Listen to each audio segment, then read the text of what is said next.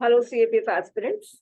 2018 का पेपर 2 का question paper हम सॉल्व कर रहे हैं और इसमें मैंने फर्स्ट और सेकंड ऐसे सॉल्व करके इसके आंसर स्क्रीन में दिखाया है और वो मैंने वीडियो अपलोड कर दिया है। मेरे चैनल के प्लेलिस्ट में जाना 2018 सीएपीएफ पेपर 2 सॉल्व इस तरह से सोल्यूशन। और अब हम थर्ड ऐसे क्वेश्चन देख रहे हैं, from economic growth to wellbeing a paradigm shift. तो स्टूडेंट्स, सबसे इम्पोर्टेंट चीज ये है कि ऐसे क्वेश्चन को समझना पूरे टोटलिटी में और उसके बाद फिर आपको अपना आंसर लिखना है। अगर आपने ऐसे क्वेश्चन नहीं समझा तो फिर आप समझ जाओ कि फिर आपका कंटेंट जो है वो इररेलेवेंट रहेगा, आप अपने कंटेंट के जरिए ऐसे क्वेश्चन को जस्टिफाई नहीं कर पाओगे। राइट? तो ऐसे क्वेश्चन को समझने के लिए सबसे पहले ऐसे क्वेश्चन को आप तोड़ लीजिए और उसको डिफरेंट की कंपोनेंट्स में तोड़िए। तो पहला की कंपोनेंट है आपका इकोनॉमिक ग्रोथ, दूसरा की कंपोनेंट है आपका वेल्थ, और तीसरा की कंपोनेंट है पैराडाइम शिफ्ट। इसको तोड़ने के बाद अब आप डिसाइड करिए कि इसमें स्पेसिफिक की कंपोनेंट कौन सा है और जनरल की कंपोनेंट कौन सा है। तो स्पेसिफिक की कंपोनेंट जो होगा वो आपका पूरा मेन बॉडी में आएगा, उसी के बारे में आपको सबसे ज्यादा बात करनी है। और जो जनरल की कंपोनेंट होगा आप उससे इंट्रो शुरू कर सकते हो और कंक्लूजन में आपको सारे अगर की कंपोनेंट्स आ गए तो बेस्ट होता है, क्योंकि कंक्लूजन कनेक्टेड रहता है टू द ऐसे क्वेश्चन। ठीक है, अब देखिए इसमें आप सोचे स्पेसिफिक की कंपोनेंट क्या है। क्या इकोनॉमिक ग्रोथ स्पेसिफिक की कंपोनेंट है, क्या वेलबींग की कंपोनेंट है, स्पेसिफिक की कंपोनेंट है, क्या पैराडाइम शिफ्ट स्पेसिफिक की कंपोनेंट है। तो स्टूडेंट्स, आपको देखना है कि इसमें सबसे ज्यादा आपको एम्फसाइज किस पे करना है। क्या इकोनॉमिक ग्रोथ पे सबसे ज्यादा एम्फसाइज करना है? क्या इस पूरे ऐसे क्वेश्चन में आप इकोनॉमिक ग्रोथ के बारे में बात करोगे? क्या इस ऐसे क्वेश्चन में आप वेलबींग के बारे में बात करोगे? जो पब्लिक है, जो सिटीजन है, उनके वेलबींग के बारे में आप सबसे ज्यादा बात करोगे? क्या आप शिफ्ट के बारे में बात करोगे? शिफ्ट का मतलब कौन सा शिफ्ट? इकोनॉमिक ग्रोथ से वेलबींग की तरफ शिफ्ट। यानी गवर्नमेंट जो पॉलिसीज अपनी बना रही है वो पॉलिसी सारी की सारी, all the policies are oriented towards economic development.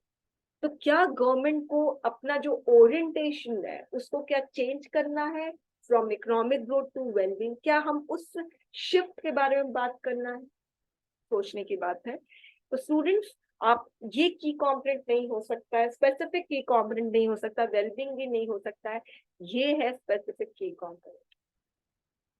Basically आपको इसके बारे में बात करनी है। ठीक है, तो अब हम देखते हैं ऐसे।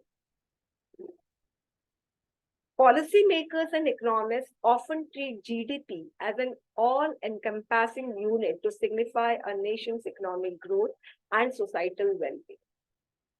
तो सबको लगता है कि भाई जीडीपी जितनी ज्यादा होगी उससे पता चलेगा कि भाई इकोनॉमिक ग्रोथ हो रहा है और सोसाइटी हेल्दी हो रही है। तो इसी की वजह से सारे नेशंस हैं वो अपनी पॉलिसीज जो फ्रेम करते हैं within this traditional economic model without recognising the damage it is causing to society and the planet. तो ये जो इकोनॉमिक ग्रोथ है ये ट्रेडिशनल इकोनॉमिक मॉडल है जो डैमेज कर रहा है सोसाइटी और प्लैनेट को। तो इकोनॉमिक जो इन्वायरमेंट का हेल्थ है वो डेटोरेट कर रहा है, सिटीजन्स का हेल्थ डेटोरेट करता है, जिसकी वजह से गवर्नमेंट फिर से वापस से सोच रही है अपनी इकोनॉमी को श्रिंक करने का और अपना फोकस को शिफ्ट करना well being of the citizen. तो इंट्रो के लास्ट लाइन में मैं ये स्पेसिफिक कंपोनेंट को एक्सपोज किया। देखिए, स्पेसिफिक कंपोनेंट है, कभी भी इंट्रो के फर्स्ट लाइन में एक्सपोज मत किया करो। कभी भी पूरा का पूरा की component economic growth wellbeing shift ये तीनों का तीनों अगर इंट्रो के वेरी फर्स्ट लाइन में आ गया तो आप समझ जाओ आप ऐसे क्वेश्चन का आंसर नहीं लिख रहे हो, आप जीएस के क्वेश्चन का आंसर लिख रहे हो। वो ऐसे की ब्यूटी ही खत्म हो जाती है।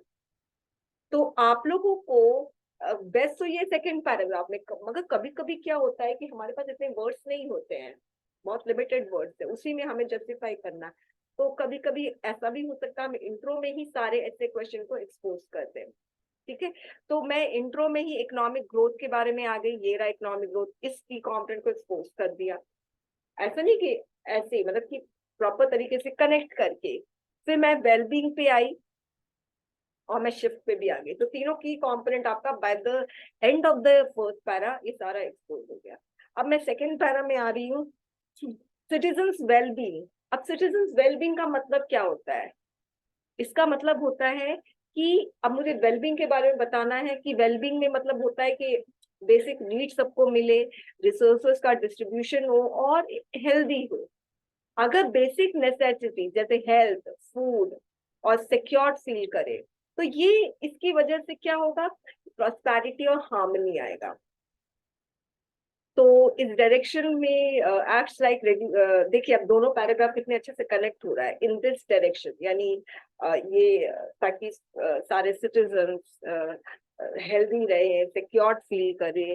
तो राइट टू एजुकेशन एक्ट जो था उसमें national rural employment guarantee act ये सब पास किया गया।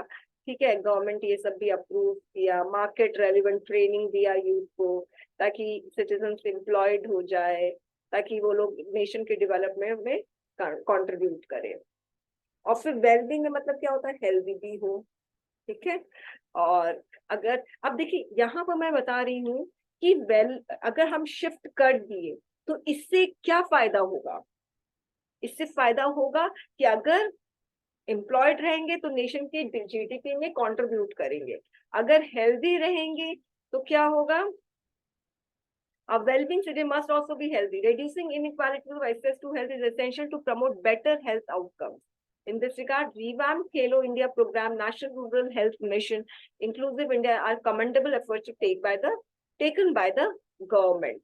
Better health outcomes की वजह से हमें ये shift करना है. Enhancing women's well-being is also pertinent given the fact that educated and healthy women produce healthy children. It is therefore of utmost importance to provide them with education and health services. तो अगर healthy और educated women रहेंगे तो healthy children होंगे और इससे क्या nation का ओवरऑल डेवलपमेंट होगा। The government has famed schemes like Beti Bachao Beti Padhao scheme for adolescent girls. बहुत ज्यादा नहीं लिख सकते इसमें क्योंकि वर्ड्स भी हमारे कम है। An economic growth rate of इतना percent a year means doubling of human consumption every 20 years. By this estimate, we will need 2 Earths to keep us going by 2030. So economic growth, therefore, should not be seen as a fundamental goal of the government because unlimited growth is not sustainable for planet. मैं अब एक और reason बता रही, एक reason बता रही wellbeing का क्या है कि हमारे नेशन का डेवलपमेंट होगा, हेल्दी एजुकेटेड सिटीजन रहेंगे तो नेशन के डेवलपमेंट में कंट्रीब्यूट करेंगे।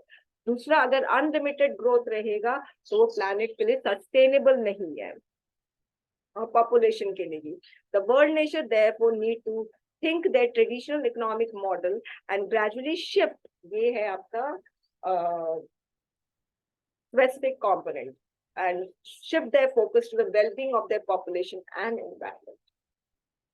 तो मेरे को लगता है कि आप लोगों को ये ऐसे अच्छा लगा होगा, इससे भी बेटर ऐसे आप लोग लिख सकते हैं। Thank you very much.